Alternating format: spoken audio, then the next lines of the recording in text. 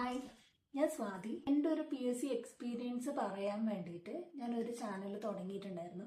അപ്പോൾ അതിൻ്റെ ഒരു ഇൻട്രൊഡക്ഷൻ എന്നുള്ള രീതിയിൽ ഒരു വീഡിയോ ഞാൻ അപ്ലോഡ് ചെയ്തിട്ടുണ്ടായിരുന്നു കേട്ടോ.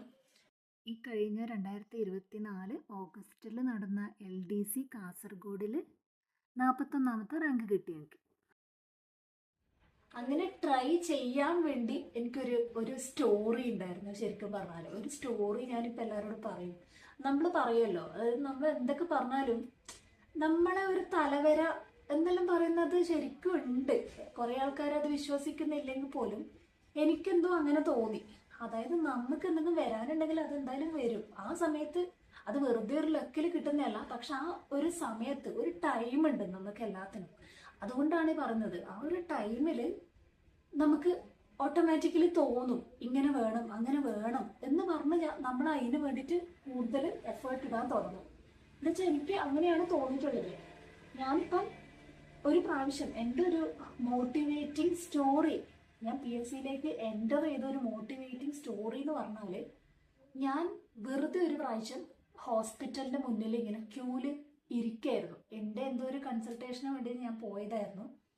ഗവൺമെൻറ് ഹോസ്പിറ്റലായിരുന്നു. വെറുതെ ഒരു കാഷ്വൽ എന്തോ സംഭവത്തിന് പോയതായിരുന്നു. അപ്പം ഞാൻ ആ ക്യൂ നല്ല തിരക്കായിരുന്നു. അപ്പം എൻ്റെ ടോക്കൺ ഭയങ്കര ബാക്കിലായിരുന്നു. അങ്ങനെ ഞാൻ കുറച്ച് അധികം നേരം ഇങ്ങനെ വെയിറ്റ് ചെയ്തുകൊണ്ടിരുന്നപ്പോൾ ഞാൻ ജസ്റ്റ് ഇങ്ങനെ ബോറടിച്ചിട്ട് യൂട്യൂബ് കുറേ ഇങ്ങനെ തപ്പുമായിരുന്നു.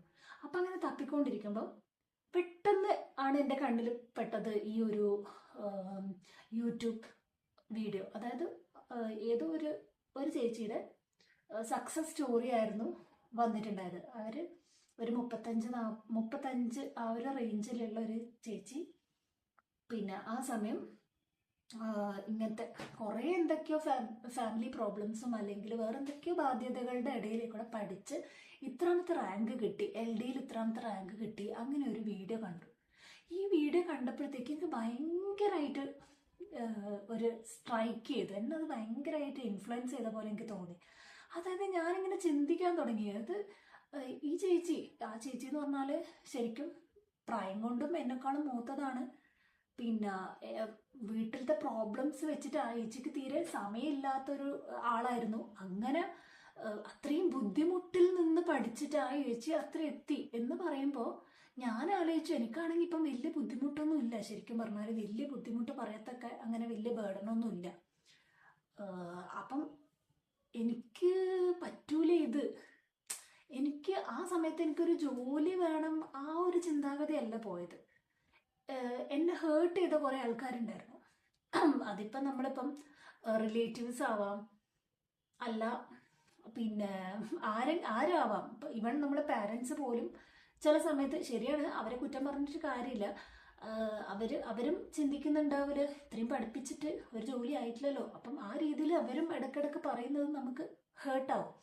അപ്പം അങ്ങനെ പിന്നെ നാട്ടിൽ നിന്നുള്ള ആ ഒരു കുറച്ച് റിലേറ്റീവ്സിൻ്റെ അടുത്ത് നിന്നുള്ള ഒരു ഹേർട്ടിങ് ആയിട്ടുള്ള ഓരോരോ എക്സ്പീരിയൻസസ് ഇങ്ങനത്തെയൊക്കെ കൊണ്ട് ഞാൻ വിചാരിച്ചു എനിക്കൊന്ന് തെളിയിക്കണം. അതായത് എനിക്ക് നേടാൻ പറ്റും, എനിക്കിത് എഴുതി ഞാൻ അവരെക്കാളൊക്കെ ബ്രില്യൻ്റ് ആണ്, അതായത് എനിക്ക് ശ്രമിച്ച ഇതൊക്കെ കിട്ടും എന്ന് എനിക്ക് കുറച്ചാളെ തെളിയിക്കണം. ശരിക്കും പറഞ്ഞാൽ എൻ്റെ ഒരു നെഗറ്റീവ് മോട്ടിവേഷനായിരുന്നു. അത് എപ്പോഴും എനിക്ക് തോന്നിയിട്ടുള്ള ഒരു കാര്യം, ഞാൻ പ്രൂവ് ചെയ്തിട്ടുള്ള ഒരു കാര്യം എന്ന് പറഞ്ഞാൽ പോസിറ്റീവ് മോട്ടിവേഷൻ. അതായത് നമ്മളോട് ഇങ്ങനെ പറയാണ്, നീ പഠിച്ചാൽ നല്ല ജോലി കിട്ടും, നല്ല സാലറി കിട്ടും. ഇതിനേക്കാളൊക്കെ ഒരു 10 ഇരട്ടി പവർഫുള്ളാണ് നമ്മളെ നെഗറ്റീവ് മോട്ടിവേഷൻ. നെഗറ്റീവ് മോട്ടിവേഷൻ എന്ന് പറഞ്ഞാൽ ഒരാളുടെ പ്രതികാരത്തിന് നമ്മൾ പഠിക്കാൻ ഇറങ്ങുകയാണെങ്കിൽ, നമ്മളെ ഹേർട്ട് ചെയ്തു, നമ്മളെ ഒരു ഡീവാല്യൂ ചെയ്തു, അല്ലെങ്കിൽ നമ്മളെ നമ്മൾ വലിയ വീട്ടിൽ മാത്രം ഇങ്ങനെ ഒതുങ്ങിക്കൂടുന്ന ഒരാളാണ്, അല്ലെങ്കിൽ നമ്മളിങ്ങനെ അടുക്കള പണിയും വീട്ടുകാര്യങ്ങളും മാത്രം നോക്കി നിൽക്കുന്ന, അല്ലെങ്കിൽ കുഞ്ഞിനെ നോക്കി കുട്ടിയുടെ കാര്യങ്ങൾ മാത്രം നോക്കി ഒരു ഫാമിലി വുമൺ ആയി നിൽക്കുന്ന, അല്ലെങ്കിൽ ഹൗസ് വൈഫ് മാത്രമായിട്ട് നിൽക്കുന്ന ഒരാളാണ് എന്ന് നമ്മളെ ഇങ്ങനെ തരം താഴ്ത്തി കാണിക്കുമ്പോൾ നമ്മളതൊന്നും അല്ല. ഞാനതൊരു ചൂസ് ചെയ്ത ഒരു റോളാണ്. ശരിക്കും പറഞ്ഞാൽ ഹൗസ് വൈഫ് ഞാൻ ചൂസ് ചെയ്തതാണ്. എനിക്ക് മറ്റേത് പറ്റാഞ്ഞിട്ടല്ല. ഒരു പ്രൊഫഷണൽ കരിയർ ഉണ്ടാക്കിയെടുക്കാൻ എനിക്ക് പറ്റാതെ അല്ല, എനിക്ക് അതും പറ്റും എന്ന് എനിക്ക് കുറച്ച് പേരെങ്ങനെ തെളിയിച്ചു കൊടുക്കേണ്ടത് എൻ്റെ ഒരു വാശിയായി മാറി, അങ്ങനെ വേണം പറയാൻ. അതായത് എനിക്ക് കുറച്ച് പേരെങ്കിലും തെളിയിക്കണമായിരുന്നു. എനിക്ക് ജോലി വേണം, സാലറി വേണം, അതിനേക്കാളും കൂടുതൽ വാശിയായിരുന്നു, റിവെഞ്ച് ആയിരുന്നു.